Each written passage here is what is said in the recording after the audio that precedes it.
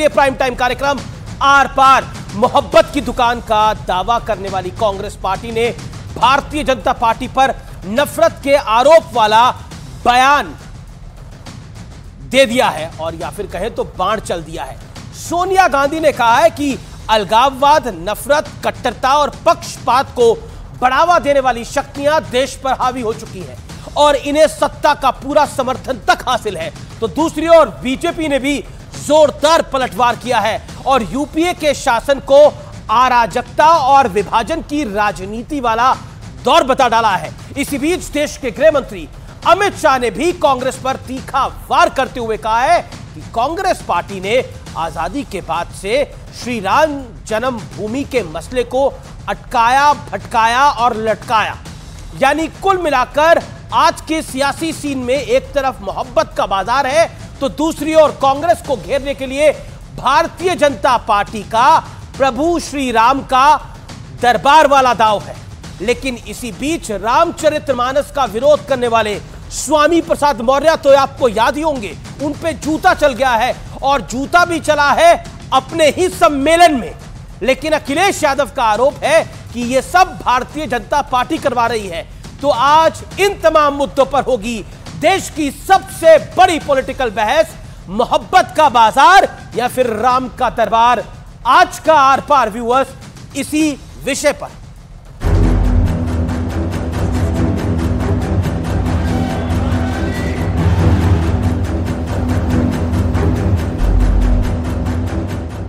एक तरफ श्री राम दरबार की हुंकार,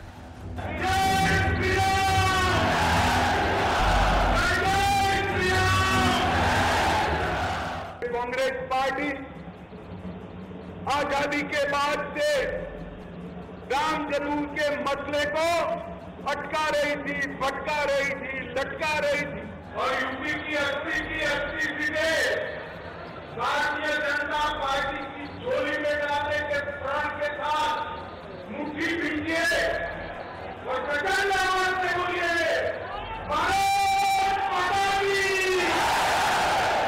और दूसरी ओर नफरत के आरोप वाला वार। जब अलगाव, नफरत, कट्टरता, पक्षपात की राजनीति को बढ़ावा देने वाली शक्तियां अधिक सक्रिय होती है, उन्हें सत्ता का समर्थन प्राप्त होता है। फिर शुरू हुआ पलटवार। जब आपके नेतृत्व में उस समय देश में क्या हो रहा था, दिल्ली से लेके मुंबई तक दंगे धमाके हो रहे थे, कश्मीर में पाकिस्तान के और आईएसआईएस के झंडे, ये विभाजनकारी नहीं थी, ये सौहार्दकारी राजनीति थी। ये बयान साफ बता रहे हैं कि सियासी तापमान कितना हाई है। और इसी बीच राहुल गांधी एक बार फिर चीन का मुद्दा उठाकर सरकार पर अटैक की कोशिश कर रहे हैं। यहाँ पे तो सब लोग कह रहे हैं कि चाइना की सेना घुसी है और इनकी जो पहले जो ग्रेजिंग लैंड होती थी वो ले गए हैं। प्रधानमंत्री जी ने कहा 1 इंच जमीन नहीं गई, मगर वो सच नहीं है। चाइना के साथ तो कांग्रेस पार्टी ने कोई MOU साइन किया था। 1962 में क्या हुआ था वो चाहे उनसे पूछना राहुल जी। और इसी बीच समाजवादी पार्टी के नेता स्वामी प्रसाद मौर्य पर जूता भी चल गया। अखिलेश यादव इस जूता कांड का आरोप बीजेपी पर मढ़ रहे हैं। जो कार्यकर्ता वहां था मऊ में, वो भारतीय जनता पार्टी का कार्यकर्ता था। यहाँ भी कहीं न कहीं भारतीय जनता पार्टी का है और भारतीय जनता पार्टी का ही कार्यकर्ता होगा। उधर कांग्रेस के आचार्य प्रमोद कृष्णम ने अपनी ही पार्टी के खिलाफ मोर्चा खोल दिया है। कांग्रेस पार्टी के भीतर कुछ ऐसे लोग घुसाए हैं और ऐसे लोगों ने कब्जा जमा लिया है जिन्हें हिंदू धर्म और हिंदू नाम से चिढ़ है, उन्हें भगवा से चिढ़ है। जो कांग्रेस रघुपति राघव राजा राम पतित पावन सीताराम महात्मा गांधी की रामधुन से जानी जाती थी, वो आज भारत तेरे टुकड़े होंगे इंशाअल्लाह इंशाअल्लाह इस नाम से जानी जा रही है। तो आज सियासत के लगातार बढ़ते तापमान पर होगी देश की सबसे बड़ी बहस। मोहब्बत का बाजार या राम दरबार? और अब वक्त है आर पार के सुप्रसिद्ध विश्लेषण का। तो मैजिक वॉल पर आएगा आर पार का सुप्रसिद्ध विश्लेषण, सियासी लड़ाई के हाई तापमान का विश्लेषण। सोनिया गांधी का वार, मोहब्बत की दुकान से बीजेपी पर नफरत के आरोप वाला बाण चलाया। अमित शाह का पलटवार, गृह मंत्री का पलटवार, राम मंदिर का मुद्दा उठाकर कांग्रेस की दुखती रथ पर हमला किया। प्रधानमंत्री मोदी का प्रहार, पीएम मोदी बोले 2014 से पहले देश में भ्रष्टाचार और घोटालों का युग था। और अब बात लखनऊ के जूता कांड की, और यह जूता कांड हुआ है स्वामी प्रसाद मौर्य पे और इनके अपने कार्यक्रम में हुआ है। रामचरितमानस पर सवाल उठाने वाले स्वामी प्रसाद मौर्य पर जूता चल गया है और जूता इनके अपने कार्यक्रम में चला है। बर्ताव में आगे और बड़ा सवाल आज ये है, मोहब्बत का नाम और नफरत का पैगाम। आज इस बड़े सवाल के साथ इस चर्चा में हम जाएंगे।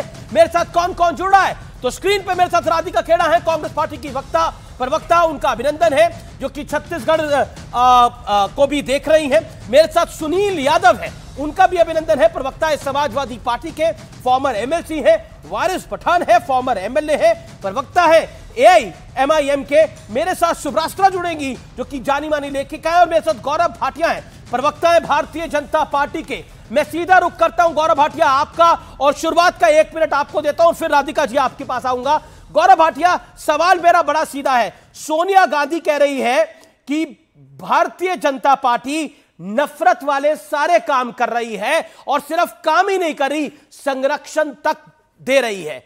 क्या कहना चाहते हैं आप? और दूसरी तरफ गृह मंत्री राम मंदिर का जिक्र कर रहे हैं। गौरव।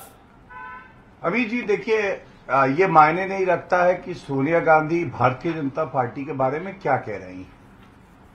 हम सबको पता है कि उनका चश्मा आधा इटालियन है, आधा चीनी है, और राहुल गांधी का आधा चश्मा चीनी और आधा पाकिस्तानी है। इसलिए उनको नफरत दिखाई देगी ही, वो इस तरह के वक्तव्य देंगे। लेकिन आज बड़ा सवाल ये उठता है, बताना चाहिए सोनिया गांधी जी को कि जब राजीव गांधी जी को याद करती हैं जी, 1984 के दंगे हुए, हमारे सिख भाई बहनों को मारा गया, बहनों के साथ बलात्कार किया गया, तो राजीव गांधी ने वक्तव्य दिया, बड़ा पेड़ गिरता है तो धरती हिलती है। इसके लिए माफी मांगी है आज तक क्या? दूसरा, माफी मांगना तो दूर की बात है, 30 साल के इंतजार के बाद नरेंद्र मोदी जी प्रधानमंत्री बने, एसआईटी बनी, और सज्जन कुमार दोष सिद्ध हुआ, ट्रायल कोर्ट और हाई कोर्ट से दोनों जगह से सजा याफ्ता है। लेकिन जगदीश टाइटलर, जिनका नाम सिख दंगों में बड़ी प्रमुखता से आया जी, और उनको चार्जशीट किया गया, उनको बार बार महिमा मंडन करके अलग अलग पदों पर सम्मान दिया गया। क्या ये सवाल नहीं पूछा जाएगा, ये कैसी मोहब्बत की दुकान है? लेकिन चीनी और पाकिस्तानी गौरव आपके 60 सेकंड कंप्लीट हो गए। लेकिन मेरा एक सवाल है, काउंटर सवाल है आपसे। देखिए, कांग्रेस बार बार कह रही है कि आप नफरत का काम कर रहे हैं, और ये समूचा विपक्ष कह रहा है, सपा भी कह रही है, जूता कांड हो तो आपने कराया है, कहीं कुछ गड़बड़ हो तो वो आपने कराया है, तो नफरत के एजेंट्स आप हैं, यानी भारतीय जनता पार्टी पे आरोप आ रहा है। अच्छा, तो ये सरेंडर मोदी देश के चुने हुए प्रधानमंत्री को जब राहुल गांधी कहते हैं, रावण से तुलना करते हैं, भारत माता की हत्या हो गई है कहते हैं, सैम पित्रोदा 1984 के दंगों को हुआ तो हुआ बताते हैं, मोदी तेरी कब्र खुदेगी बोला जाता है, खड़गे जी रावण बुलाते हैं, और उसके अलावा तमाम, कभी बिच्छू, कभी नाली का कीड़ा, कभी चौकीदार चोर है। ये मोहब्बत की दुकान है।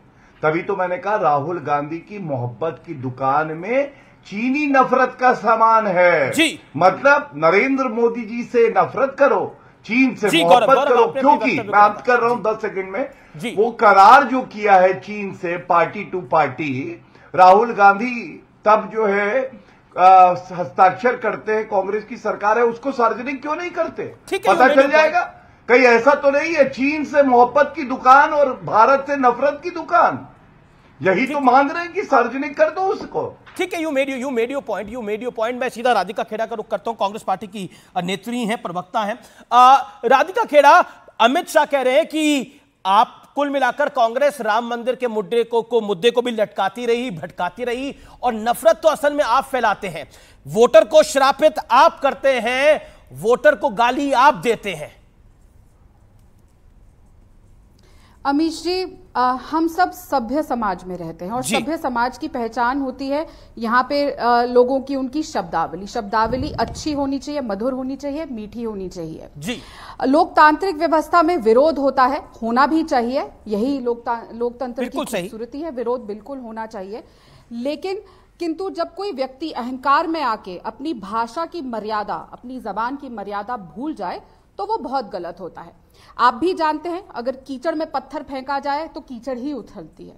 लेकिन यहाँ पे बैठे गौरव जी वकील हैं, तो ये मेरी बात बहुत अच्छे से समझेंगे। जब कोई व्यक्ति एक बार अपराध करता है तो वो अपराधी कहलाता है, लेकिन बार बार अगर वही अपराध वो करता है तो वो आदतन अपराधी कराता है। इसी तरीके से आदतन बदतमीजी करना, बेहुदा शब्दों का इस्तेमाल करना, घटिया भाषा का इस्तेमाल करना, श्रीमती सोनिया गांधी जी के लिए, श्री राहुल गांधी जी के लिए, श्री मल्लिकार्जुन खड़गे जी के लिए, हमारे अन्य सीनियर लीडर्स के लिए, हमारे महिला प्रवक्ताओं के साथ भी ये आदत हो चुकी है श्री गौरव भाटिया जी की। इसीलिए कांग्रेस पार्टी ने ये तय किया है और ये हमारा निर्णय है कि जिस भी डिबेट में ऐसी बदतमीज भाषा, ऐसी बेहुदा और इस तरह की घटिया भाषा इस्तेमाल करने वाले व्यक्ति के साथ हम कोई भी डिबेट ज्वाइन पर हमारे कार्यक्रम में तो ऐसा कुछ हुआ नहीं है राधिका। जैसे हमारी पार्टी की लाइन है, नहीं हमारे कार्यक्रम में तो अभी कुछ ऐसा हुआ नहीं है। ये आदतन है और ये बात हमने आपके अमीश जी, ये बात हमने आपके चैनल को बता भी दी थी कि ऐसे बदतमीज घटिया भाषा शैली इस्तेमाल करने वाले गौरव भाटिया के साथ कांग्रेस पार्टी कोई भी डिबेट ज्वाइन नहीं करेगी। इसीलिए मैं क्षमा चाहती हूं, मैं आपके डिबेट से भाग नहीं रही हूं, लेकिन ऐसे आदमी के साथ मैं बिल्कुल भी, जैसा मैंने कहा, कीचड़ में पत्थर फेंकेगी तो कीचड़ हमारे लिए आएगी। और मैं आपके माध्यम से अमीश जी आपको और सभी देशवासियों को अरे जबान की पक्की बनी है भाई, टाटा डर गई भाई। बदतमीजी का इन्होंने यहाँ पे एग्जांपल डर लग गया ना। मैं कंप्लीट कर लूं। अरे जी, आपको मोदी जी का एक सिपाही गौरव भाटिया आप लोगों के लिए बहुत है, पूरी कांग्रेस पार्टी ही और सभी देशवासियों, ये मैडम खुद गाली गलौज करती हैं। इनकी पार्टी में गाली वाली आंटी है, हर महादेव। इनकी पार्टी में गिलास तोड़ प्रवक्ता है। राधिका जी आप बैठिए तो सही, रोज गाली संवाद करिए। मुझे लगता है कि इस संवाद से क्या पता कुछ हल निकल आए। एक सेकंड स्क्रीन दिखाइए, राधिका जी को भी दिखाइए। राधिका जी आप वापस आइए, मेरा निवेदन है 10 सेकंड के लिए आइए। राधिका जी मेरा निवेदन है 10 सेकंड के लिए आइए। गौरव भाटिया आप अपनी सफाई में कुछ कहना चाहते हैं? ऐसे शब्द आपने क्यों बोले? क्या शब्द बोले आपने ऐसे? गौरव भाटिया, हाँ आपने ऐसे क्या शब्द बोले कि कांग्रेस आपका बॉयकॉट कर रही है? नहीं अमीर जी, होता क्या है कि नरेंद्र मोदी जी के सिपाही प्रवक्ता जब आते हैं टीवी डिबेट में, तैयारी के साथ आते हैं जी। देश के प्रधानमंत्री के लिए अपशब्द कहते हैं, भारत माता की हत्या होगी, हम लोगों का खून खौलता है। मर्यादा बनाए हुए हम लोग बहुत कर्रा जवाब देते हैं। ये लोग अपने हेडक्वार्टर पे जाते हैं, चापलूसी करते हैं, वहां तय होता है कि गौरव भाटिया अगर प्रवक्ता आएगा तो नहीं आएंगे। अरे ये तो आपकी वजह से इनके समक्ष बैठ जाते हैं। इन लोगों की राजनीतिक हैसियत आज है क्या? अपॉइंटमेंट दे के ना मिले इनसे। और मैं पूछना चाहूंगा, मधुर वाणी की बात कर रहे थे, ये जब मौत का सौदागर, मोदी तेरी कब्र खुदेगी, खून की दलाली, नामर्द, मसूद, ओसामा, दाऊद और आईएसआई, ये पवन खेड़ा ने कहा था। गाली वाली आंटी रोज आती हैं। तानाशाह, हिटलर, सुशील कुमार शिंदे ने कहा बोटी कर देंगे। इमरान मसूद ने कहा, राहुल गांधी ने कहा हिंदुस्तान का चौकीदार चोर है। और उसके अलावा राशिद अल्वी ने कहा most stupid PM. Sonia Gandhi बोली जहर बोने वाला है, जी। मौत का सौदागर है। हुसैन दलवाई चूहा बुलाए, सलमान खुर्शीद बंदर बुलाए, जयराम रमेश भस्मासुर बुलाए।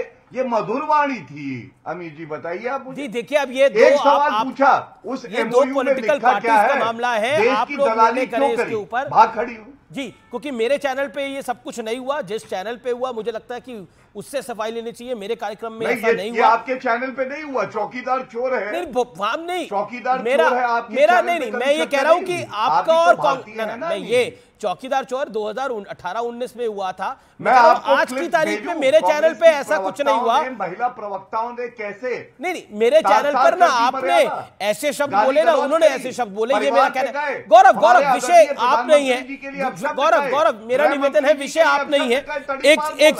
एक सेकेंड देखिए, ये तो कांग्रेस पार्टी के ऊपर है कि वो अब आपका बॉयकॉट कर रही है, वो चर्चा में नहीं आएगी, तो इससे तो आप लोगों को ही, बीजेपी को बड़ा मौका मिलेगा अपनी बात को रखने का। लेकिन मेरा फिर भी निवेदन है, मेरा पार्टी ना हो गई, पूरा विश्व हो गई। वारिस पठान का रुख कर देता हूं। लात मारी है अमीर जी। नहीं, देखिए लोकतंत्र है, सबको अधिकार है अपनी बात रखने का।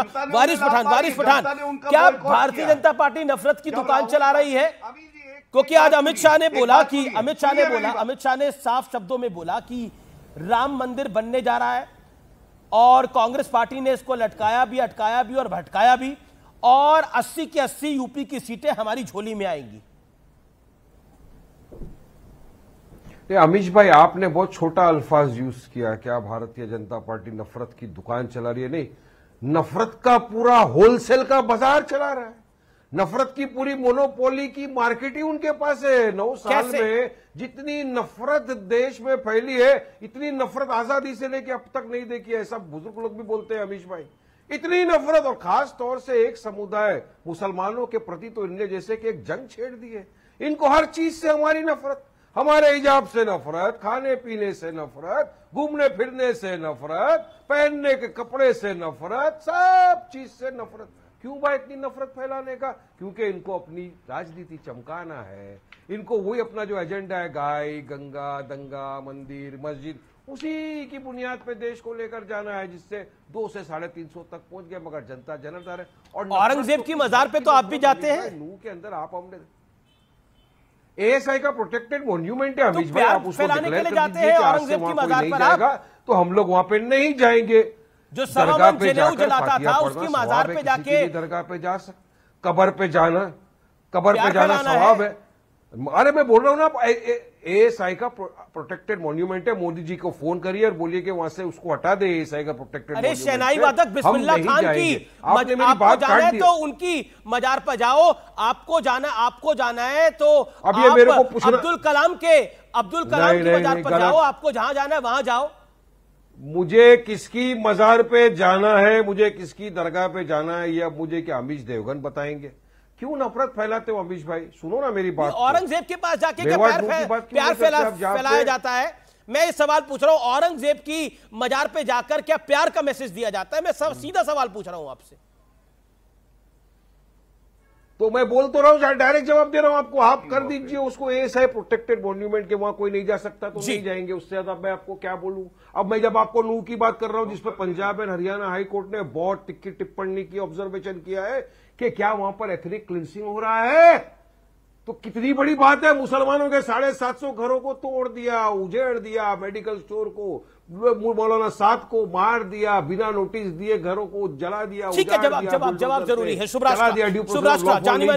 मगर सुनिए, जवाब का अभी तो कंप्लीट ही नहीं हुआ। सुनिए, बहुत इंपॉर्टेंट बात बोल रहा हूँ अमीश भाई। जी, बहुत इंपॉर्टेंट बात है। 10 सेकंड में अपनी बात को बंद कर दूंगा। 10 सेकंड। शुभ राष्ट्र। देखिए, हमारी तरफ तो साफ बात है, एक तरफ चौकीदार है, दूसरी तरफ दुकानदार है। अगर मैं इनकी तरफ से बोलूंगा, अगेंस्ट में बोलूंगा अगर एनडीए के, तो मेरे को अभी गौरव भाटिया बोलेंगे वारिस पठान एंटी नेशनल है, इसको पाकिस्तान भेजो। अगर मैं इनके अगेंस्ट बोलूंगा तो अभी के अभी मेरे को डिक्लेयर कर देंगे सेक्युलर नहीं है, बीजेपी का एजेंट है, बी टीम है, सारे मेरे पे इल्जाम लगा देंगे। मगर मैं इनको पूछना चाहूंगा, मेरे भाई, आपके मुंह में क्यों दही जमा हुआ है? मुसलमान, दलित, क्रिश्चियनों पे अत्याचार हो रहा है, आप क्यों खामोश बैठे हो?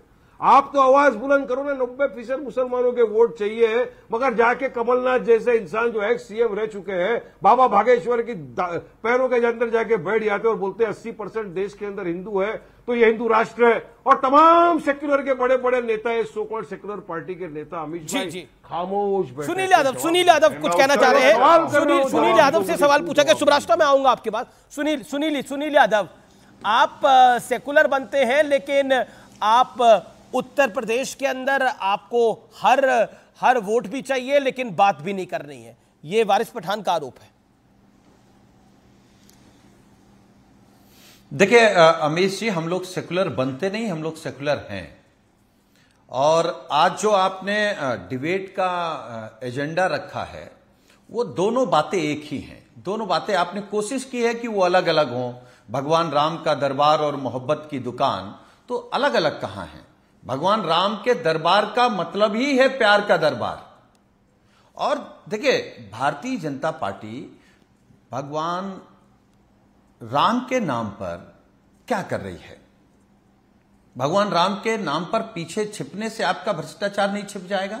भगवान राम के मंदिर के नाम पर ये बताइए, चंदा चोरी किसने की है? भगवान राम के मंदिर के नाम पर जमीन घोटाला किसने किया है? देखिए, अगर भगवान राम के सपने को कोई मार रहा है तो उसका नाम भारतीय जनता पार्टी है। भगवान राम की सोच को अगर कोई कमजोर कर रहा है तो उसका नाम है भारतीय जनता पार्टी। और ये बात मैं इसलिए आप कह रहे हैं कि देखिए, हम तो राम के भी हैं, लेकिन देखिए आज अमित शाह ने बोला कि बाबूजी स्वर्गीय कल्याण सिंह को कार सेवकों पर गोली चलवाने का दबाव था, लेकिन बाबूजी ने कल्याण सिंह ने गोली नहीं चलाई। और ये इतिहास है, उन्होंने गोली नहीं चलाई, अपनी सरकार कुर्बान कर दी और गोली नहीं चलाई, और राम मंदिर के लिए एक बहुत बड़ा बलिदान दे दिया। और दूसरी तरफ आपका शासन था, आपने राम सेवकों पर गोली चलवाई थी कि नहीं चलवाई थी? हम दूसरी बात करें। जी सुनील जी, आपका सवाल हो गया। हम ये कह रहे हैं कि जो समाजवादी व्यवस्था है, इस समाजवादी व्यवस्था ने जन्म कहां से लिया? समाजवादी व्यवस्था ने जन्म लिया भगवान राम के जीवन से, उनके काम से, उनके व्यवहार से, उनके आचरण से, उनके पूरे जीवन से। जी। वहीं से तो समाजवादी व्यवस्था आई, वहीं से तो समाजवादी विचारधारा आई। और उस समाजवादी विचारधारा को आजादी से पहले गांधी जी ने और भगत सिंह ने अपने एजेंडे पर रखा, उस पर काम किया। और आजादी के बाद वो समाजवादी व्यवस्था आपको अगर कहीं देखने को मिलती है तो भारतीय संविधान में। गौरव भाटिया रिप्लाई। जी गौरव भाटिया जवाब। गौरव भाटिया तो नहीं थी। जी गौरव भाटिया, भगवान राम के जीवन में बंटवारा तो नहीं था। जी भगवान राम के जीवन में छुआछूत तो नहीं थी। देखिए, महिलाओं के खिलाफ चुप्पी तो नहीं थी। गौरव जी, मणिपुर में जैसी घटनाओं पर चुप्पी तो नहीं थी। मैं उत्तर देता। जी आप भारतीय जनता पार्टी परिवारवाद, क्या भारतीय जनता पार्टी से ज्यादा बड़ा इस देश में कोई परिवारवादी है? भारतीय जनता पार्टी बात करती भ्रष्टाचार की। आप बताइए अमीश जी, ईमानदारी मैं आपसे आपके कार्यक्रम में पूछ रहा हूं, मैं उत्तर दे दूं। आप दिल में हाथ रखिए, आंख बंद करिए, मैं सवाल पूछ रहा हूं। आज की भारतीय राजनीति में भ्रष्टाचारियों का सरदार कौन है? बताइए, किसका चेहरा सामने आ रहा आपके? ईमानदारी से बताइएगा। अखिलेश यादव का। ये गौरव भाटिया जवाब नहीं, वो जान रहे हैं, अमीश जी भी जान रहे हैं, और जो मुझको सुन रहे हैं वो सब लोग जान रहे हैं कि आज के समय भारतीय राजनीति में परिवारवादी बीजेपी भ्रष्टाचारी भी, आप कह रहे परिवारवादी भारतीय जनता पार्टी भ्रष्टाचारी भारतीय जनता पार्टी, और राम के तो आप भी है। गौरव जी देखिए, ये राम के भी हैं और कृष्ण के भी हैं। आज सुनील भाई ने अपने पीछे वासुदेव कृष्ण की फोटो लगा रखी है और कह रहे राम के तो हम हैं ही, हम तो कब राम के ना थे। क्यों बीजेपी को लगता है ये राम के नहीं है? क्यों गृह मंत्री जी को लगता है ये राम के नहीं है? अमीर जी, अभी भगोड़ा पार्टी की प्रवक्ता भाग खड़ी हुई तो एक मन में विचार आया। एक बहुत अच्छी कहावत है, जो आपका विरोधी होता है और कमजोर होता है ना, पहले वो आपकी आलोचना करता है, जब आलोचना से काम नहीं चलता है तो वो आपको गाली देता है, जब गाली देने के बाद भी आप जीत जाते हैं तो वो आपका बहिष्कार करता है, और जब बहिष्कार करके भाग जाता है तो आपकी विचारधारा की जीत हो जाती है। तो आज भारतीय जनता पार्टी की विचारधारा की जीत हो चुकी है कि कांग्रेस पार्टी के किसी नेता में इतना दमखम नहीं है कि भारतीय जनता पार्टी के कार्यकर्ता प्रवक्ता के सामने बैठ के चर्चा भी कर सके। यह दिखाता है कि हम जो बात करते हैं वो कितनी ठोस, मजबूत, ईमानदारी से करते हैं। नरेंद्र मोदी जी ने हमें सिखाया है।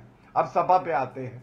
समाजवादी पार्टी कह रही थी कि हम सेक्युलर हैं। जी, मैं कहूंगा, अगर सेक्युलर होना, जो आतंकवादी हैं उनका धर्म देख के उनके मुकदमे वापस लेना है, तो भगवान किसी को सेक्युलर ना बनाए। अगर सेक्युलर ये है कि 27 साल बाद स्वर्गीय मुलायम सिंह यादव जी कहते हैं कि कार सेवकों पे मैंने गोली चलाई, अगर और चलवानी पड़ती तो मैं वो भी चलवा देता, क्योंकि चुनाव थे। तो भैया ऐसा सेकुलर किसी को ना बना। जवाब जवाब जवाब जवाब जवाब जवाब जवाब शार्प रिप्लाई। सुनील यादव का जवाब बहुत देर सुना। देखिए जी जी नहीं आपने सुना, गौरव जी आपने सुना, आपने बोला भी। ओके एक 30 सेकंड सुनील यादव रिप्लाई दे दे, फिर आपका जवाब। सुनील यादव 30 सेकंड में रिप्लाई। ये सवाल है, गोली को चलवाई कार सेवकों पर आपने। मैं तो ये तो नहीं कहूंगा बेसी कि किसी भी पार्टी का प्रवक्ता पढ़ा लिखा करे या अध्ययन किया करे। मुझे लगता है हर व्यक्ति जो आता है टीवी पर पढ़ लिख करके आंकड़ों के साथ जो मेरे हाथ में है, देखिए इन्हीं का समाजवादी गौरव 30 सेकंड सोच है कि कह रहे थे मुस्लिम वो सोच कहां से आई है। मैं आपके कार्यक्रम में मैं दावे के साथ कह सकता हूं। सुनील यादव 30 सेकंड बोल रहे, बुद्धिजीवी लोग हैं जो ऑडियो डाउन कर रहा हूं। सुनील यादव आप बोलिए, 30 सेकंड बोलिए। सुनील जी 30 सेकंड बोलिए। वो जानते हैं कि समाज में अगर सबसे पहला कोई समाजवादी विचारधारा का कोई था तो वो भगवान राम थे, जिन्होंने छुआछूत के खिलाफ लड़ाई लड़ी, जाति के खिलाफ लड़ाई लड़ी, गरीबी अमीरी के खिलाफ लड़ाई लड़े, और सिर्फ लड़े ही नहीं, सबसे भगवान राम कौन सी विचारधारा के थे? समाज के सबसे कमजोर तबके को ये रिपीट करिए। ना ये रिपीट करिए। आपने क्या बोला? एक सेकंड क्या बोला? भगवान राम कौन सी विचारधारा के थे? डायन बताते हैं। नहीं भगवान राम कौन सी राम से समाजवादी विचारधारा निकली है। हमने ये कहा भगवान राम और समाजवादी विचारधारा, ठीक है, भगवान राम के जीवन। जवाब उनके व्यवहार, अत्रे साहब भी वेट कर रहे हैं। जी जीवन से समाजवादी सोच। गौरव भाटिया रिप्लाई। देखिए अभी सुनील यादव साथी है मेरे, उन्होंने कहा था आंख बंद करो और आंख बंद करके चेहरे बताओ किसका आता है। मैंने आंख बंद करी। सबसे बड़ा भ्रष्टाचारी कौन? अखिलेश यादव। फिर आंख बंद करी। सबसे बड़ा तुष्टीकरण करने वाला सांप्रदायिक नेता कौन? फिर से यादव परिवार के नेता और अखिलेश यादव। सबसे बड़ा वंशवादी कौन है? वो भी अखिलेश यादव। और आंख बंद करी। 200 रुपए की टोटी किसने चुराई बंगले से सरकारी? वो भी अखिलेश यादव। अरे आंख बंद जनता ने नहीं करी है, जनता की आंखें खुली है। और सीट आई थी 3 लोकसभा में। क्यों आई थी लोकसभा में 3 सीटें? इसलिए कि जनता जान गई थी कि तुम्हारे मैनिफेस्टो में पंथ निरपेक्षता का मतलब है। और मैं पढ़ देता हूं, कक्षा 10 पास मुस्लिम बालिकाओं को आगे की शिक्षा ग्रहण करने अथवा विवाह हेतु 30,000 रुपए के अनुदान का प्रावधान किया जाएगा। यह संविधान के विपरीत है। यह कैसी पंथ निरपेक्षता है? हिंदुओं से इतनी नफरत क्यों? सिखों से इतनी नफरत क्यों? पूछता है भारत। उत्तर दे दो आंख बंद करके। सुनील यादव पॉइंटेड। देखिए अमीश जी, मैंने आपसे अनुरोध किया था कि आप आंख बंद करिए। अंधभक्तों से नहीं किया था। अंधभक्त तो खुली आंखों से भी वही देखते हैं, कूड़ा कबाड़ा जो उनको व्हाट्सएप यूनिवर्सिटी में पढ़ाया जाता है और सिखाया जाता है। हम उनसे उम्मीद नहीं कर रहे हैं। हां, मैं एक बात जरूर कह रहा हूं कि हम किसी भी शब्द की मर्यादा नहीं तोड़ रहे हैं और हम कांग्रेस नहीं हैं। हम डिबेट छोड़ के नहीं जाएंगे। हम समाजवादी लोग हैं। हम जिस भाषा में आप बात करेंगे उसमें ठीक करना हमको आता है और हम कर सकते हैं। ये हम आपको इसी कार्यक्रम में बता रहे हैं। इसलिए शब्दों की मर्यादा बहुत सोच समझ करके बोलिएगा। हम आपके नेता के खिलाफ कोई शब्द नहीं बोल रहे हैं जो अमर्यादित हो। तो हम कृपया करके आप इस कार्यक्रम में और आगे से हमारे नेता के खिलाफ कोई अमर्यादित शब्द मत बोलिएगा। हां, जहां तक सवाल समाजवादी विचारधारा का है या भगवान राम का है या आपके एजेंडे का है कि मोहब्बत की दुकान, भगवान राम, समाजवादी विचारधारा और प्यार का दरबार, ये अमीश जी एक ही बात है। नहीं, ये तो आपको सूट कर रहा है। आप बोल रहे हैं के खिलाफ नहीं थे, तो किसी आप धर्म कह रहे के खिलाफ कि नहीं थे, किसी गरीब के खिलाफ नहीं थे, महिला के खिलाफ नहीं थे। भगवान राम झूठ नहीं बोलते थे, भगवान राम भ्रष्टाचारियों को गले नहीं लगाते थे, भगवान राम गलत आंकड़े नहीं पेश करते थे। भगवान राम की भी विचारधारा हो गई है सुब्राष्ट्रा। कब तक अपनी दुकान? सुनील भाई, अब आपने काफी देर बोला, सुब्राष्ट्रा पहली बार बोल रही हैं और काफी देर से वेट कर रही है अपनी टर्न का। भगवान राम की भी विचारधारा हो गई है और 2014 के बाद से सारी नफरत आने लगी है पूरे देश के अंदर। 1947 का बंटवारा जो हुआ था वो तो प्यार में हो गया था बंटवारा। हाशिमपुरा के जो दंगे हुए थे वो प्यार में हुए थे। मलियाना के जो दंगे हुए थे वो प्यार में हुए थे। मुजफ्फरनगर के दंगे तो बेहद प्यार के लिए हुए थे। और सिखों का नरसंहार तो प्यार की भावना का प्रतीक था इस देश के अंदर। ये सब तो 2014 के बाद ही हुआ है शुरू। उससे पहले तो बिल्कुल मोहब्बत थी देश के अंदर। आपको नहीं लगता ये बात बिल्कुल सही है? आमिश जी, मैं बहुत मैं बहुत अम्यूज्ड हूं ये देख करके कि आज भगवान राम की विचारधारा को परिभाषित किया जा रहा है। और अगर मुझे उस जो अभी स्टेटमेंट दिया गया आपके चैनल पे कि भगवान राम की विचारधारा प्यार थी, तो मैं उसी पे 1 मिनट अटक करके मैं बात करना चाहती हूँ। मुझे नहीं लगता भगवान राम की विचारधारा प्यार मात्र थी। भगवान राम की विचारधारा न्याय थी, और ये न्याय ही था कि अपनी पत्नी, जिनके प्रेम में वो एक पत्नी व्रत रह गए, उस जमाने में राजा कितनी कितनी शादियां किया करते थे, उन्होंने अपनी पत्नी तक को नहीं बख्शा। जब समाज से ये उंगली, उनके चरित्र पर उंगली उठी, तो ये विचारधारा प्रेम की नहीं थी, ये विचारधारा न्याय की विचारधारा थी। और ये जो मोहब्बत के नफरत के बाजार में मोहब्बत की दुकान जैसे जुमले चल रहे हैं, इन लोगों की मोहब्बत इतनी ज्यादा उछल उछल कर सामने आती है कि राहुल गांधी ले जाते हैं। ले जाने के बाद वहां पर बॉर्डर पे सभी, किसी को अगर राहुल गांधी ने लोकेशन बताया हो कि इस लोकेशन में चीन ने एंटर किया है हमारे यहाँ, वो बता नहीं पा रहे, ना तो उनके कोई भी गुर्गे बता पा रहे हैं। और डिबेट से छोड़ करके डिबेट्स उससे उठ करके चले जा रहे हैं, येन केन प्रकार कोई भी बहाना बना करके। और उसके बाद हमें कहा जा रहा है कि हम तो ये तो प्रेम करने वाले लोग हैं। जी। कैसी देशभक्ति है ये, कैसा राष्ट्र प्रेम है ये कि आप बॉर्डर स्टेट में जाते हैं, वहां जाकर के फिर आप ऐसी बयानबाजी देते हैं जिससे कम्युनिस्ट पार्टी ऑफ चाइना का फायदा हो और भारतीय जनता को अपनी सरकार के प्रति, अपने राष्ट्र के प्रति संदेह उत्पन्न हो। जी मुझे ब्रेक के लिए रुकना पड़ेगा, मैं ब्रेक के लिए रुक रहा हूं। ब्रेक के बाद कांग्रेस पे जाऊंगा। आप देख रहे हैं आर पार, ब्रेक के बाद वापस लौट रहे हैं।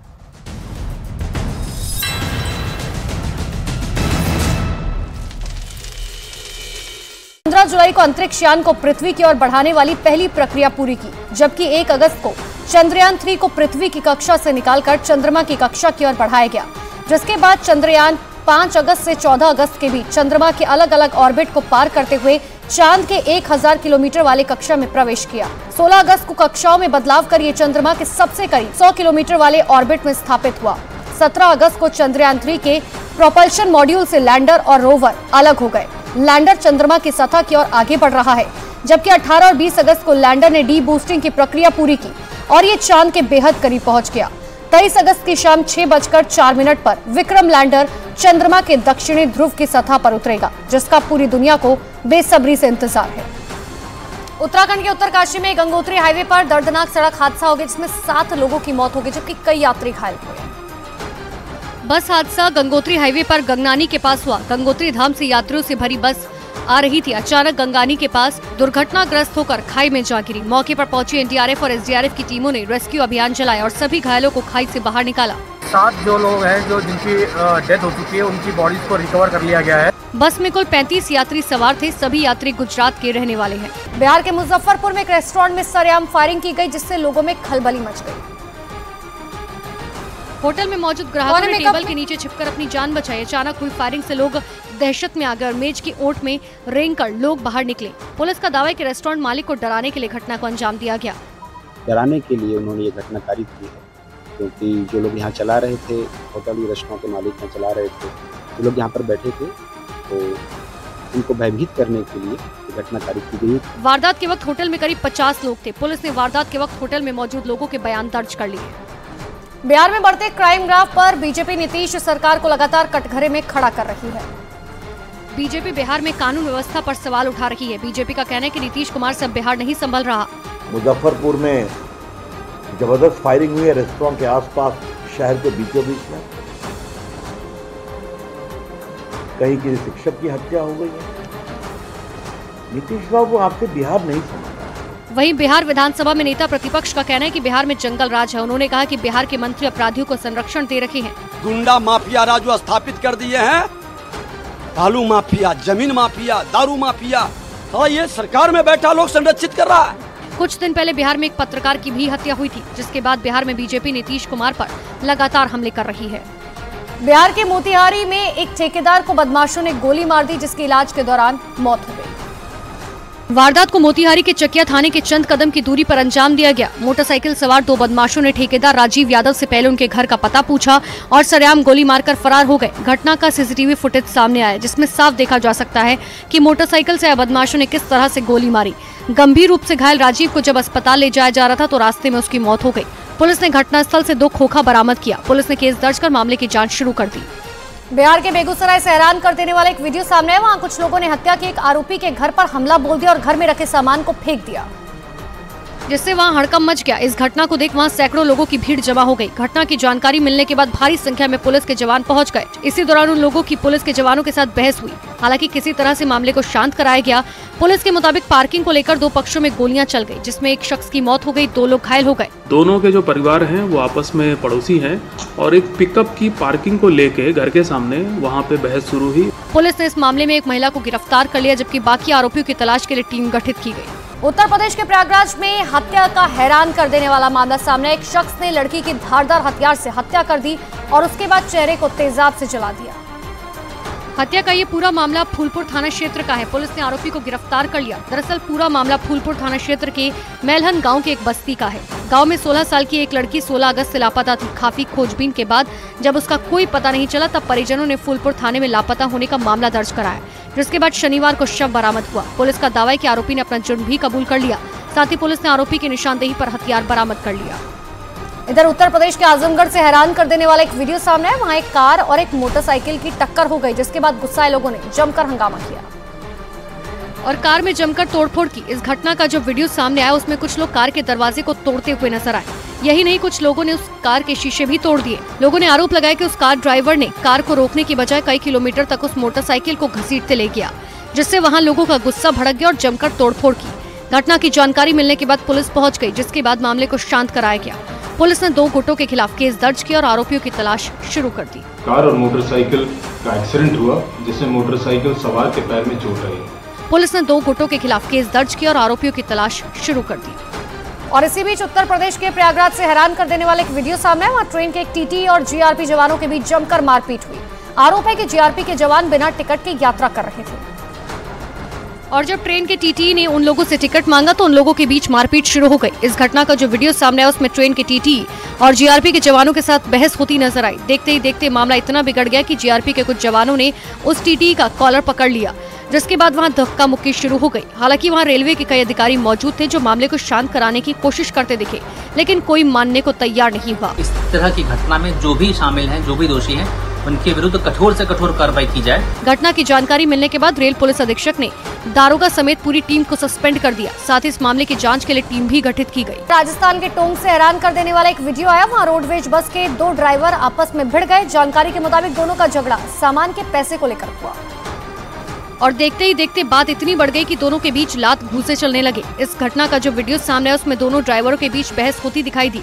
तभी उनमें से एक ड्राइवर ने दूसरे ड्राइवर को धक्का देकर गिरा दिया और उस पर लातों से हमला करने लगा, जिससे बस में बैठे लोग दहशत में आ गए। इसी दौरान एक आदमी मारपीट कर रहे ड्राइवर को समझाने की कोशिश करता रहा, लेकिन वो दोनों एक दूसरे पर लात घूंसे बरसाते रहे। घटना की जानकारी मिलने के बाद पुलिस पहुंच गई, जिसके बाद दोनों को समझाकर मामले को शांत कराया गया। इधर उत्तर प्रदेश के आगरा से हैरान कर देने वाला एक वीडियो आया। वहां एक दुकानदार और एक कार सवार के बीच जमकर बहसबाजी हुई, जिसमें वो दोनों एक दूसरे से झगड़ते हुए नजर आए। जो वीडियो सामने आया उसमें कुछ लोग सड़क किनारे खड़े दिखाई दिए। तभी वो दुकानदार वहां पहुंच गया, उन लोगों से कार को हटाने के लिए कहने लगा। इसी बीच इन लोगों में बहस शुरू हो गई और बात इतनी बढ़ गई कि उन दोनों ने एक दूसरे का कॉलर पकड़ लिया, एक दूसरे को धक्का देने लगे। वहाँ मौजूद लोगों ने उन लोगों को छुड़ाने की कोशिश की, लेकिन वो लोग नहीं माने। तभी वहाँ मौजूद लोगों ने उनमें से एक को खींचकर दूर ले गए। तब जाकर मामला शांत हुआ। वीडियो वायरल होने के बाद पुलिस ने केस दर्ज किया।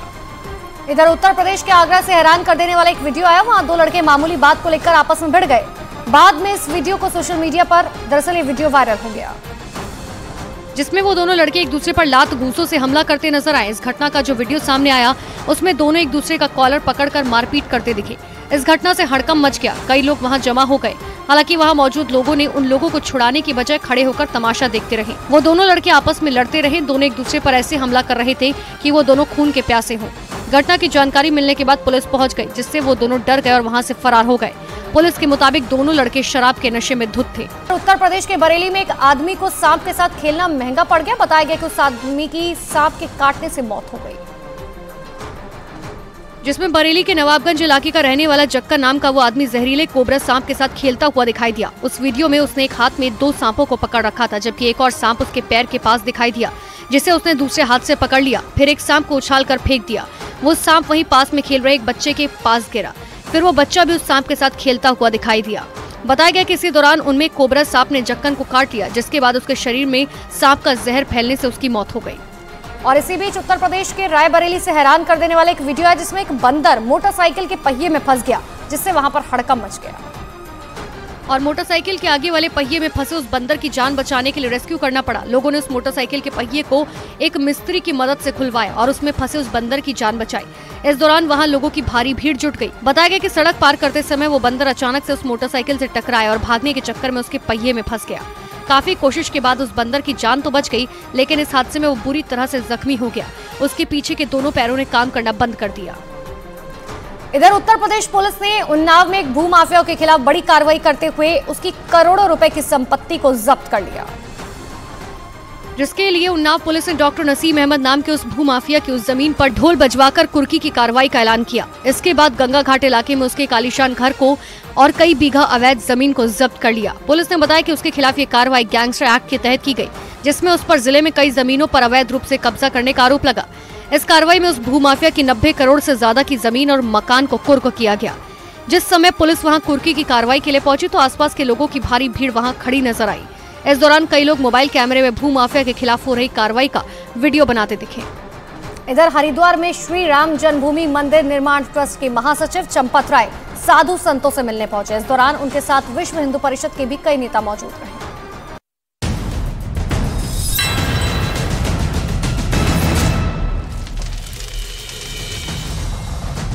वेलकम बैक व्यूअर्स, आप देख रहे हैं इस समय आर पार, और आर पार में वक्त है ब्रेकिंग स्टोरी का। इस समय की बहुत बड़ी खबर है, सीधा उस ब्रेकिंग स्टोरी का रुख कर लेते हैं।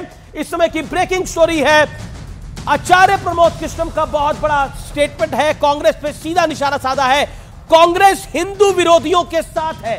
आचार्य प्रमोद कृष्णम कह रहे हैं भारत के टुकड़े होंगे उनके साथ है कांग्रेस पार्टी। रघुपति राघव राजा राम पहले पहचान थी, अब कांग्रेस की पहचान बदल गई है। आचार्य प्रमोद कृष्णम प्रियंका गांधी के एडवाइजर हैं, बहुत सीधा और स्पष्ट हमला किया है। इससे सीधा और डायरेक्ट हमला कुछ नहीं हो सकता। कांग्रेस हिंदू विरोधी है। आचार्य प्रमोद कृष्णम की यह लाइन, भारत के टुकड़े होंगे ये अब उनकी पहचान है।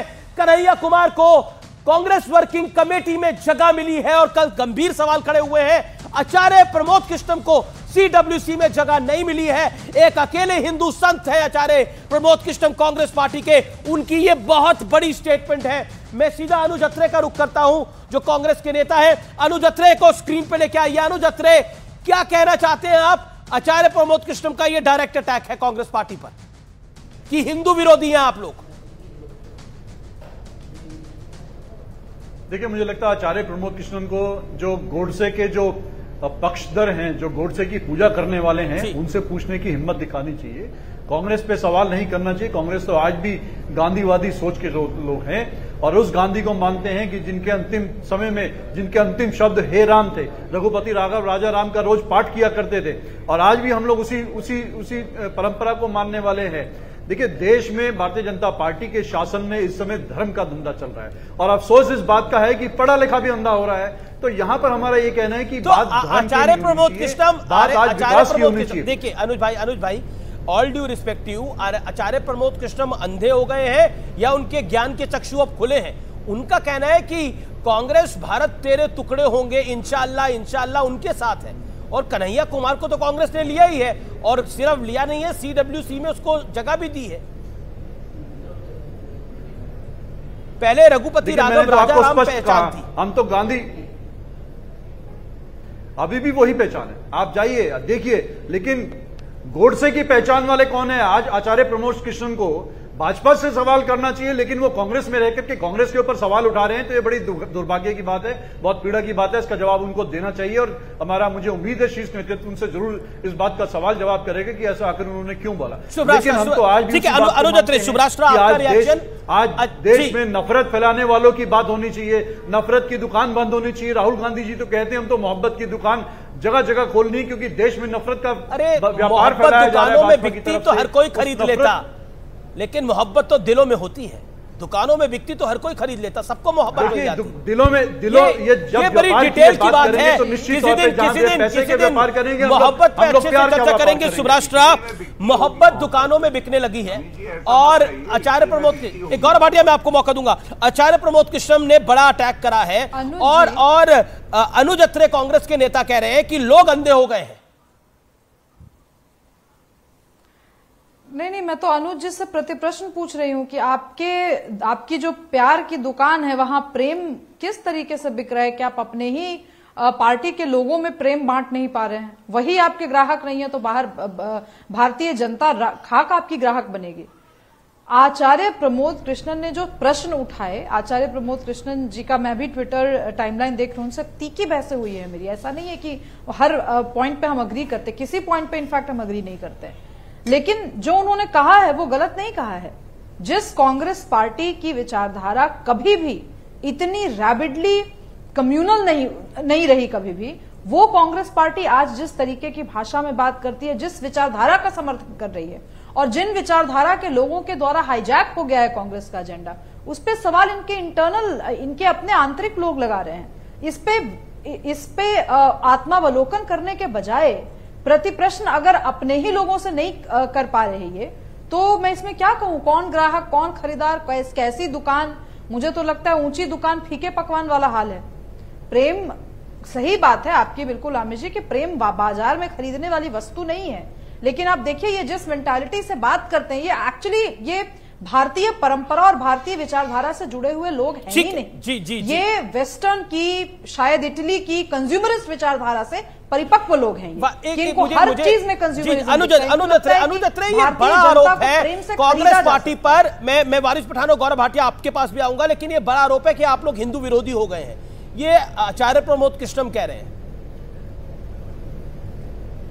देखिए, जो लोग आज कांग्रेस पार्टी की विचारधारा पूछते हैं, हम तो ये कहते हैं पहले अपनी ये विचारधारा बता दें। हमारी तो विचारधारा पूरी तरह से भारतीयता की विचारधारा। हमारी तो विचारधारा आजादी से पहले से लेकर के और आज तक वो थी कि हमें इस देश से प्यार था और इस देश से नफरत करने वालों के हम खिलाफ थे। लेकिन ये बताएं ना, ये तो वो लोग थे जो इस देश को गुलाम बनाने वालों के साथ पक्ष में खड़े रहे, इस देश को जिन्होंने गुलामी की जंजीरों में जकड़ के रखा, उनके पक्ष में खड़े हुए, स्वतंत्रता सेनानियों के विरोध में खड़े रहे। ये तो वो लोग हैं जिन्होंने 50 साल तक, 52 साल तक अपने आरएसएस के मुकाबले में इस देश का तिरंगा झंडा नहीं फहराया। गौरव भाटिया, आचार्य प्रमोद कृष्णन, आपके साथ उनकी तीखी डिबेट हुई, कुर्बानी दी, बलिदान। गौरव भाटिया, आचार्य प्रमोद कृष्णन के साथ आपकी तीखी चर्चाएं हुई, तीखी बहस हुई, लेकिन ये जो मामला सामने आया है, ये जो बयान सामने आया है, ये अपने आप में बहुत बड़ा है।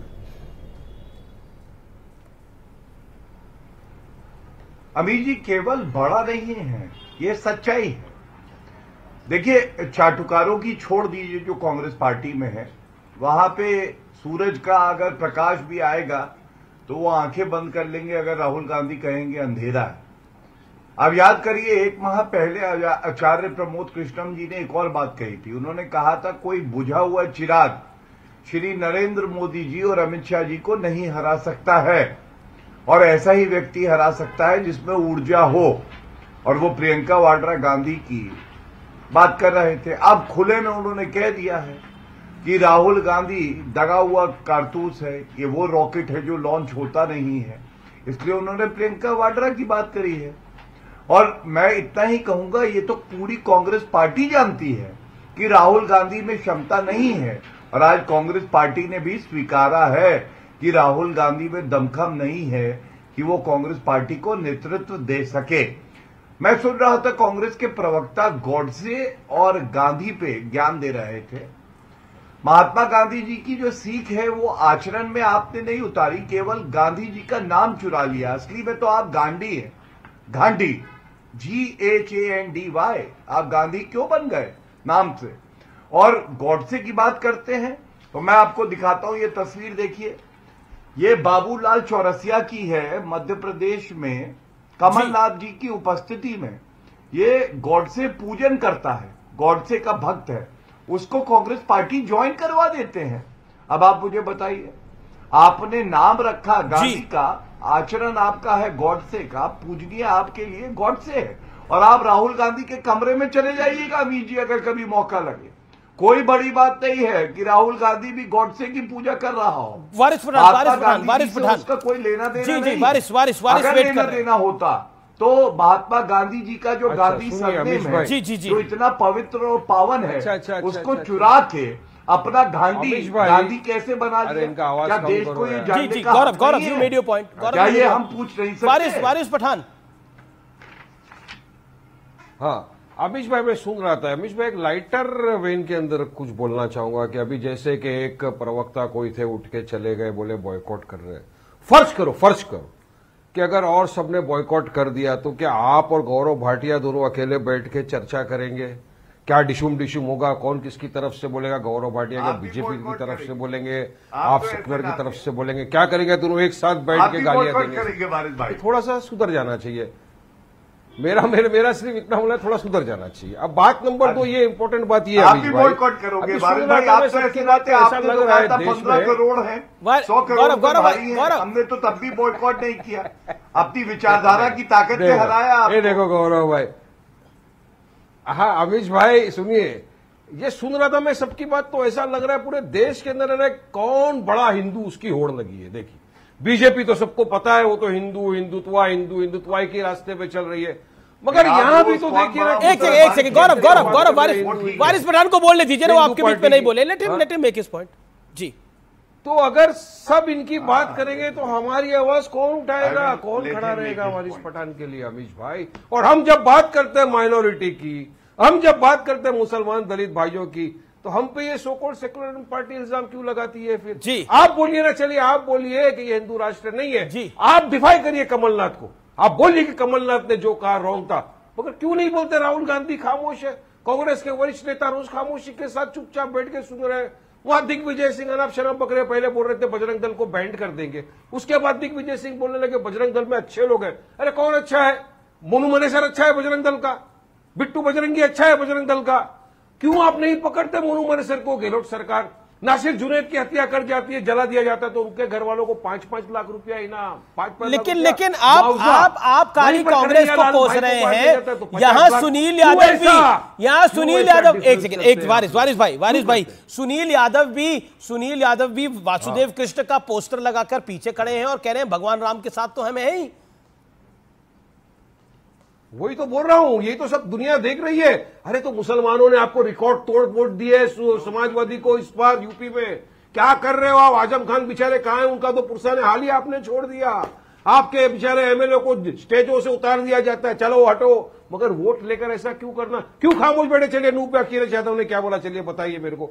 एक भी मर्तबा कंडेमनेशन को मार दिया लव जिहाद के नाम के ऊपर। वारिस पठान का आरोप है कि आपको वोट चाहिए मुसलमान का, और मुसलमान को आपको सम्मानित नहीं करना, उनके मुद्दे नहीं उठाने, आपको वोट उनका चाहिए। जी देखिए अमीश भाई, मैं केवल 1 मिनट लूंगा, मैं कोई लंबी चौड़ी बात नहीं करूंगा। मैं सुब्रास्टा जी को सुन रहा था, वारिस पठान की बात जवाब दूंगा, पॉइंटेड जवाब वारिस पठान की बात। आपने अच्छी बात कही कि भगवान राम न्यायप्रिय थे, राजधर्म को मानते थे, लेकिन वर्तमान प्रधानमंत्री ना राजधर्म को मानते हैं ना न्यायप्रिय है। न्यायप्रिय होते तो देश तिरंगे के लिए नहीं दे सकते मिल जाता। मणिपुर की सुनील यादव वारिस पठान की बात का जवाब पहले में क्या कर रहे हैं? गोडसे आजाद भारत का पहला आतंकी था। अब जहां तक सवाल हिंदू और मुसलमान का है या सोशलिस्ट का है, अब सुन लीजिए, अरे 30 सेकंड की और बात है। आप देखिए, ये जो ओवैसी साहब के प्रवक्ता, मैं इनसे ये कहूंगा, इस चक्कर मत पड़िए कि कौन हिंदू कौन मुसलमान, हिंदू का विरोधी असली कौन है? आप जानते हैं हिंदू विरोधी असली कौन है? बीजेपी हिंदू की बात करती है, लेकिन बीजेपी ओबीसी के खिलाफ है, बीजेपी एससी के खिलाफ है, बीजेपी एसटी के खिलाफ है। हम कह रहे हैं अगर 100 हिंदू हैं, उन 100 में से आप ओबीसी निकाल दो, एससी निकाल दो, एसटी निकाल दो, कि आपको मुसलमान का वोट चाहिए, लेकिन मंच पे आप मुसलमान को नहीं रखते। क्यों नहीं रखते? हम सबकी बात करते हैं। हम समाजवादी लोग हैं, जाति धर्म मजहब नहीं मानते, और अगर हमारा धर्म हिंदू है, हम हिंदू हैं, हमारी भगवान राम पर, कृष्ण पर या हनुमान पर आस्था है, तो ये निजी है, ये राजनीति नहीं है। मार दिया, घर उजाड़ दिया, उस पे खामोश है आप लोग। जी राजनीति नहीं करते। जी सुनील गौरव भाटिया, ये जूता जो चला है स्वामी प्रसाद मौर्य के ऊपर, आरोप है अखिलेश यादव कह रहे हैं कि भारतीय जनता पार्टी ने कांड करवाया है ये, हालांकि कार्यक्रम ये स्वामी प्रसाद मौर्य का ही था जहां पर जूता चला है। हाँ, मैंने बड़े ध्यान से सुना और मन में ये सवाल भी आए। ये वो स्वामी प्रसाद मौर्य हैं जब बसपा में होते थे तब भी, और जब सपा में है तब भी भगवान राम को गाली देते थे। एक नारा इनका था जब सपा बसपा साथ आई थी, मिले मुलायम काशीराम, हवा में उड़ गए डैश डैश डैश। अब बताइए, किसी भगवान के लिए ऐसे अपशब्द कहना कुछ वोटों के लिए, और है क्या ना, चुनावी मौसम ऑन है। चुनावी मौसम ऑन है तो सपा के लिए भगवान राम आ गए हैं, जालीदार टोपी चली गई है। अभी जब चुनाव खत्म हो जाएंगे तो भगवान राम को गुड बाय कह देंगे, जालीदार टोपी लगा के इधर उधर घूमने लगेंगे। मैं तो पूछना चाहता हूं अखिलेश यादव जी, जिस कपिल सिब्बल ने राम मंदिर का सुनवाई चल रही थी और कहा था चुनाव के बाद होगा इस पे सुनवाई, उसको आपने क्यों ले लिया, समर्थन किया राज्यसभा में? आप रामलल्ला के दर्शन करने क्यों नहीं गए अखिलेश यादव जी? यहाँ साथी सुनील भाई बैठे हैं। सुनील जवाब हमारा शेर तो योगी आदित्यनाथ जी बोले उस पे, यहाँ पे बता दें इनका स्टैंड क्या है और अंत करूंगा। जब अयोध्या का फैसला आया था उसके लिखा कई कार्यक्रमों के माध्यम से कहा है कि जैसे उन्होंने कहा था ये फैसला गलत है, बन के तैयार होगा, हम दर्शन भी करने जाएंगे और दक्षिणा भी देंगे। और भगवान राम को कोई बाय बाय नहीं कर सकता। जब बच्चा जन्म लेता है तो पहला नाम उसके कान में राम कहा जाता है, और जब व्यक्ति की अर्थी जाती है तो लोग राम राम कह रहे हैं। जब इतना राम को जानते थे तो उन राम सेवकों पे गोली क्यों चलाई? एक बात कहेंगे, आप कहते हैं बच्चा जब जग में आता है तो राम का नाम लेता है, जब जग से जाता है तो राम नाम सत्य का नाम लेता है। तो जब राम इतने महत्वपूर्ण थे तो राम के भक्तों पर गोली क्यों चलवाई, ये सवाल भी पूछा जाएगा। और अब बात उनकी जिनके नाम बड़े हैं और दर्शन बेहद छोटे हैं। मैं आज आपको व्यूअर्स जो बताने जा रहा हूं, ये सुनकर शायद आप चौंक जाएंगे, शौक में आ जाएंगे, आपको हैरानी होगी। और खुद को दुनिया भर में मुस्लिमों का रहनुमा कहने वाले देश, उनके यहां पनाह की आस में आ रहे लोगों का स्वागत कैसे करते हैं, सबसे पहले यह समझ लीजिए। मेरी इस खबर का सोर्स यानी जरिया क्या है? दरअसल ह्यूमन राइट्स वॉच नाम की संस्था ने एक बड़ी रिपोर्ट तैयार करी है, और इस रिपोर्ट में दावा किया गया है कि सैकड़ों प्रवासी जो यमन के रास्ते सऊदी अरब में घुसने का प्रयास कर रहे थे, उन्हें बॉर्डर पर रोका गया है। ना सिर्फ रोका गया है, गोली, मोटार और हथगोलों के जरिए मौत के घाट उतारा गया है। ह्यूमन राइट्स वॉच की रिपोर्ट के मुताबिक मार्च 2022 से जून 2023 के बीच बड़ी संख्या में असाइलम पाने की उम्मीद से आ रहे प्रवासियों का हमेशा हमेशा के लिए मौत की नींद सुला दी गई है। ह्यूमन राइट्स वॉच का यह भी दावा है कि दुनिया से यह सच छुपाने के लिए शवों को वहीं दफनाया जा रहा है। यानी जब तक ये लोग जिंदा थे, ना तो तब इन्हें सुकून मिला और ना ही मरने के बाद उन्हें उचित सम्मान मिला। सऊदी अरब एक इस्लामिक देश है, आप सब जानते हैं, और दुनिया भर के मुस्लिमों के लिए सऊदी अरब की बेहद खास अहमियत है, एक खास स्थान है। लेकिन सोचिए, वहां आसरा पाने की उम्मीद से यमन से जो मुसलमान पहुंचे थे, उनके साथ कैसा बर्ताव हो रहा है। दूसरी ओर भारत है, जहां रोहिंग्याओं को वापस भेजने की अगर बात तक होती है तो डर के माहौल वाला एजेंडा छेड़ दिया जाता है। हालात यह है कि बांग्लादेशी घुसपैठियों को यहां या फिर रोहिंग्या, उन्हें वोटर आईडी कार्ड और आधार कार्ड भी बनवा के दिए जा रहे हैं, उन्हें मेन स्ट्रीम का हिस्सा कर दिया गया है। लेकिन हैरानी की बात यह है कि सऊदी अरब में जो हुआ, उस पर भारत में खुद को मुस्लिमों का ठेकेदार बताने वाले सारे सूरमा खामोश हैं। किसी की ट्विटर टाइमलाइन पे, फेसबुक पर, इंस्टाग्राम पर एक शब्द नहीं है। मैंने पूरा खंगाला। भारत दुनिया का इकलौता देश है जहां मुस्लिम समाज के सभी 72 फिरके मौजूद रहते हैं, और सिर्फ इस्लाम के ही क्यों, भारत में तो लगभग हर धर्म के लोग सम्मानपूर्वक संविधान सम्मत अपना काम कर सकते हैं, उनके अधिकार हासिल है। किसी के साथ भेदभाव नहीं होता, लेकिन माहौल बनाया जाता है कि मुस्लिमों पर अत्याचार हो रहा है। और 2014 के बाद से तो देश में जीना मुश्किल हो गया है। लेकिन जरा आंखें खोलिए और देखिए, जिसके पास सबसे पाक इस्लामिक देश का रुतबा है, वहां क्या हो रहा है। दूसरी तरफ भारत है, जहां अगर आप भारत के नागरिक हैं तब तो सुरक्षित है ही, लेकिन अगर आप घुसपैठ करके देश में घुस आए हैं तो आपके हिमायतियों की तो कोई कमी नहीं है। व्यूअर्स, आज की यह खबर उनके लिए आईना है जो अपने फायदे के लिए प्रोपेगेंडा, झूठ लगातार फैलाते हैं, और यह खबर उनके लिए भी है जो इस तरह के प्रोपेगेंडा में फंस जाते हैं और शामिल हो जाते हैं। फिलहाल आर पार में इतना ही। लेकिन इन प्रोपेगेंडा से आप जरूर दूर रहिए।